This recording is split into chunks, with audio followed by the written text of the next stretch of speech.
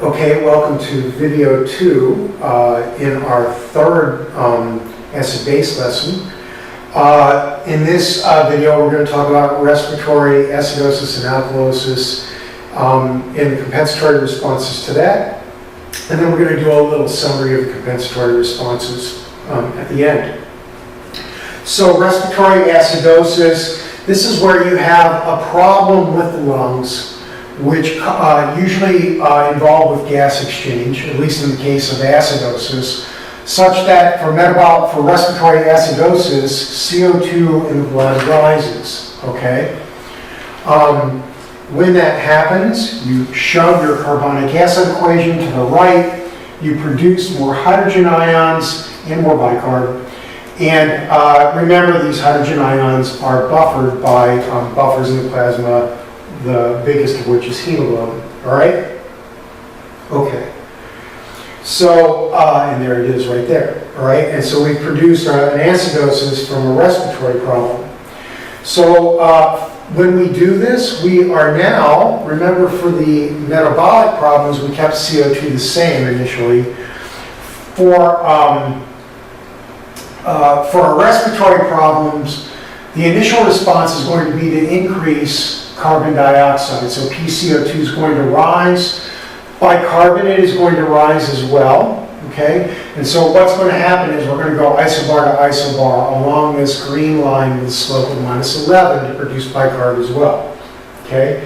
And that's what it looks like right there in your blue line. All right? And now we've produced a respiratory acidosis. pH is dropping, bicarb is increasing, and CO2 is increasing. Okay? So, notice that because this is caused by a respiratory malfunction, there is no respiratory compensation, okay? Your lungs, there's a problem with them, and if they could correct the problem, you wouldn't have a problem, okay? So, there's no respiratory compensation. It's not possible, and PCO2 is going to be constant, okay, in this case. It's going to be, whatever's causing the problem is going to cause a new PCO2. But then that PCO2 is going to be constant during the compensatory response because there will be no respiratory compensation component. All right? All right. So we go right to renal compensation, and renal compensation in response to an acidosis, what we're going to do is we're going to add new bicarb to the plasma as the kidneys secrete hydrogen ions and mostly produce ammonia, okay, as you guys know. So new bicarb brings the pH closer to normal basically because it's binding the excess hydrogen ions and raising the pH, okay? And once again, you know, the arterial PCO2, it might be abnormal because you've got a respiratory acidosis, but it's not going to participate in the compensatory response. So during the compensatory phase, you're not going to get a change in PCO2. So if we look at our Davenport diagram, here's where we are. Our PCO2 is 80 here. Our pH is very acid. And now our compensatory response, we're going to add new bicarb through the kidneys. Bicarb is going up, pH is going back up toward normal right along this 80 isobar because PCO2 isn't changing during the compensatory response. All right? Now, just like respiratory compensation, there are limits to what the kidney can do in the face of a respiratory acidosis. Okay? The problem is that as you produce more bicarb and you add more bicarb to the blood, that bicarb comes back around and it's filtered back into the kidneys. So your plasma bicarb is going up. That means that you're filtering more bicarb in the glomerulus. And as you guys know, the vast majority of that bicarb is reabsorbed, and along with the fact that you're producing more. Well, if you keep adding more and more bicarb to the plasma and you increase the filtered load more and more, there's only so much bicarb that the kidney can handle. And so what happens is you overwhelm the kidneys with filtered bicarb, and so you hit a limit. you hit a limit you hit the point where you've got so much arterial bicarb and so much bicarb being filtered into the renal tubules that you can't produce any more bicarb and you can't add any more to the system. There's a limit to how much you can reabsorb, and there's a limit to how much the kidneys can handle. Once you hit that limit, you can't produce any more new bicarb and add it to the blood. So there is a maximum hydrogen ion secretion and a maximum amount of bicarb that you can create and add to the blood in the face of a respiratory acidosis. So that limit is defined by the MKC line, maximum kidney compensation, and that's the red line that you see here. So our compensatory response, we're adding bicarb until we hit that line, and that line is the limit. It's the point at which the kidneys are overwhelmed with filtered bicarb, and you can't add more bicarb to the blood. You can't secrete any more hydrogen ions. And so that is where you end up. You have compensated as much as you can. There's no respiratory compensation. The kidneys have gone as far as they can, and you've compensated. You've brought the pH back up. You haven't hit normal, but you've brought it up and made the situation better, and that's the best you're going to do in the face of the respiratory acidosis. Okay? And our compensatory response is complete at that point. All right. So, a little bit of a summary to our compensation mechanisms. We have respiratory compensation, which is fast. It's the first one to kick in, and it is only relevant in the face of a metabolic disorder. Okay, if it's a respiratory disorder, there is no respiratory compensation. So in the face of a metabolic acidosis, you increase the ventilation rate, you drop the carbon dioxide.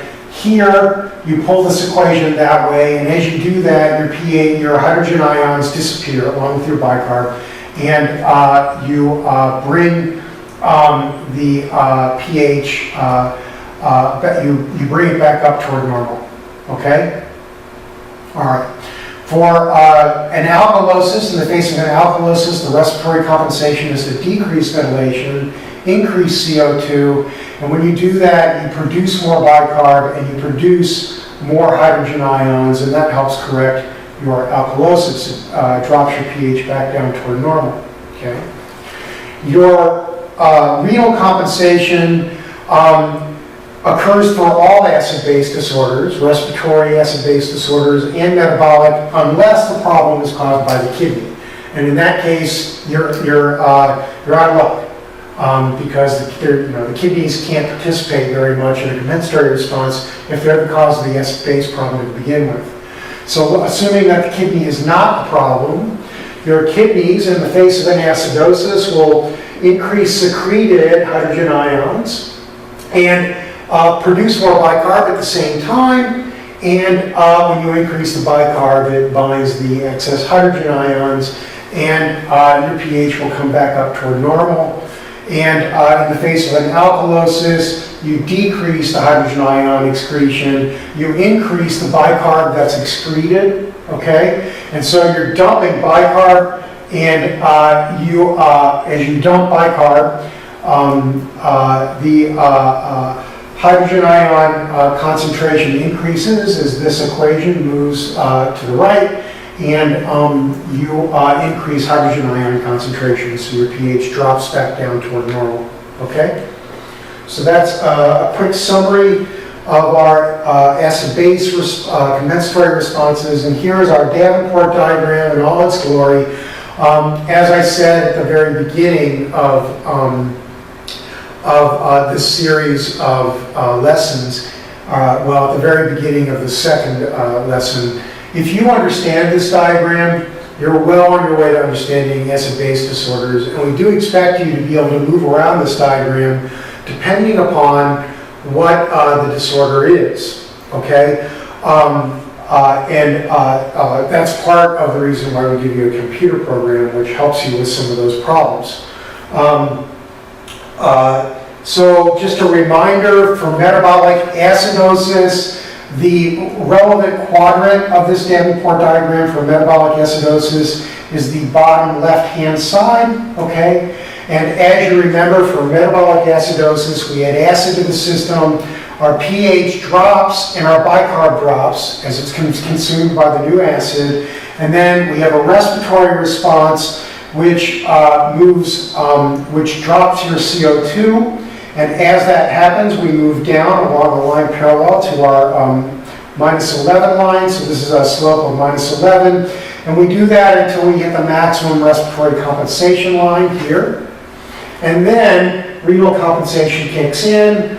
We add bicarb to the system. And as we do that, our pH returns back toward normal until we've completely corrected the pH deficit. All right? Metabolic alkalosis is the opposite, is the upper right-hand quadrant. And as that happens, we move along our PCO240 line. Again, carbon dioxide constant during all of this. It stays constant unless you change the respiration. And so we take acid away, and as we do that, our pH rises, and we produce bicarb.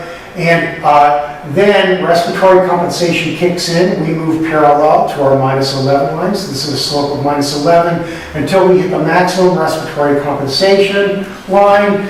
And then renal compensation kicks in. We dump bicarb through the kidneys, and our pH returns back to normal pH 7.4 as we do that. Bicarb dropping and pH dropping back to normal, okay? For respiratory acidosis, now we're talking about the upper left-hand quadrant. As respiratory acidosis is produced, our CO2 is rising, and as our CO2 rises, we go up along this minus 11 line, okay? We're actually producing bicarb as that happens, remember?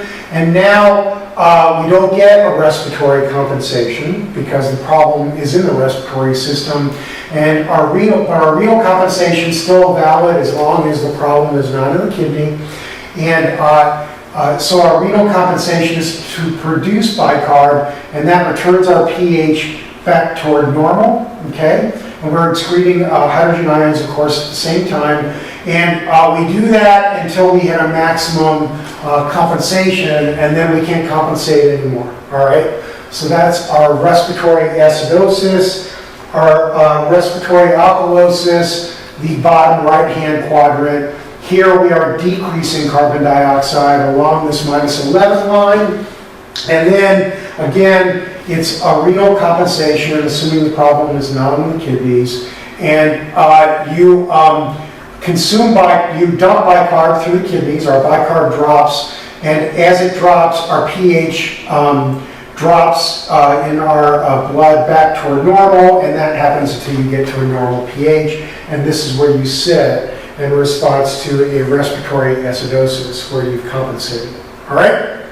So that's a quick summary of all of our responses. This is the whole thing, and once again, if you get this, you've pretty much gotten it all, okay?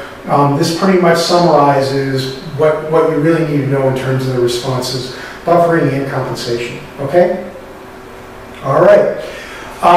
The third video is going to be the relationship between acid-base problems and potassium is particularly important, of course. Potassium is very important. Potassium balance in your bloodstream. And so I'll stop there and we'll launch into that in the last video in this lesson. Thank you for your time.